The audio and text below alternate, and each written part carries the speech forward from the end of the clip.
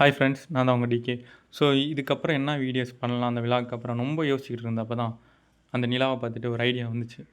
ஏன் ஒரு நாளைக்கு என் ஃப்ரெண்டோட கல்யாணம், அதே ஒரு விழாவாக பண்ணலாம் அப்படிங்கிற மாதிரி ஒரு முடிவு எடுத்துகிட்டு கிளம்பியாச்சு.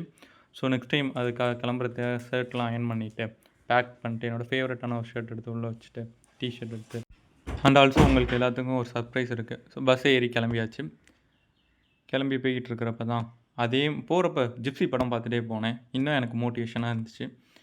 அதுக்கப்புறம் அண்ணன் கடையில் போயிட்டு சாப்பிட்டுட்டு அந்த அண்ணன் கடையை ப்ரமோட் பண்ண வேணாம்னு சொல்லிட்டாங்க. இன்னொரு நாள் நம்ம கண்டிப்பாக ப்ரமோட் பண்ணுவோம். ஆனால் சாப்பாடு சூப்பராக இருக்கும்.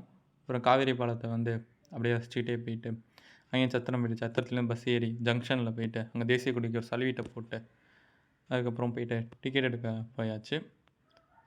டிக்கெட் எடுக்கிறப்ப தான் கவுண்டரில் டிக்கெட் கிடையாதுப்பா, கேஷ் அப்படின்ட்டாங்க. அதனால் மிஷினில் போய் எடுத்துகிட்டு டிக்கெட் நல்லபடியாக எடுத்துகிட்டு 3 பேர் நாங்கள் போகிறோம். எனக்கு அப்போ தான் தோணுச்சு, இவங்க மத்தியில் ஒன் டே ட்ரிப்பே நம்மளால் பிளான் பண்ண முடியல அப்படிங்கிற மாதிரி. 2 பேருமே ஃபோனை கட் பண்ணவே இல்லை. ஒருத்தன் வேணான்னா அவனோட பாப்பா பேக் எடுத்துகிட்டு பேக்கில் ட்ரெஸ் வைக்க அப்படின்ட்டான். இன்னொருத்தவன் அவனோட ட்ரெஸ்லாம் என்னோடய பேக்கில் வச்சுட்டு வந்துட்டான்.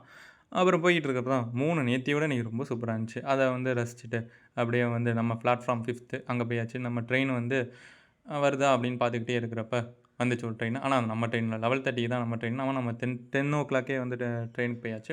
ஒரு வழியாக ட்ரெயின் அங்கே போயிட்டு 3 ரசிச்சுக்கிட்டே படிக்கட்டில் உட்காந்துட்டே போயிட்டோம். ஏன்னா நாங்கள் ரிசர்வ் பண்ணி போகல, அன்ரிசர்வ்லேயே போயிட்டோம்.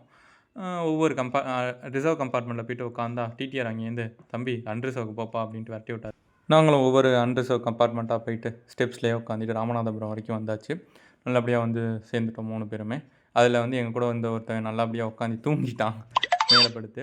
அதுக்கப்புறம் பார்த்திங்கன்னா ராமநாதபுரம் ஜங்ஷனில் இறங்கினதுக்கப்புறம் வெளில ஒரு டீ அடிச்சுட்டு 3 பேரும் அடுத்து ரூமை தேடி போயாச்சு. போயிட்டு ஒரு ரூமு சூப்பராக இருந்துச்சு. பட் 1800 ரெண்ட்டாங்க. அதுக்கப்புறமேட்டுக்கு மார்னிங் மேரேஜ். நாங்கள் அங்கே ரூமுக்கு வந்தது மேரேஜ் அன்றைக்கி மார்னிங் 3 AM தான். ஸோ நான் டயரில் போய் படுத்துட்டேன். மார்னிங் பார்ப்போம் நல்லபடியாக மேரேஜ் போயிட்டு. பாய்.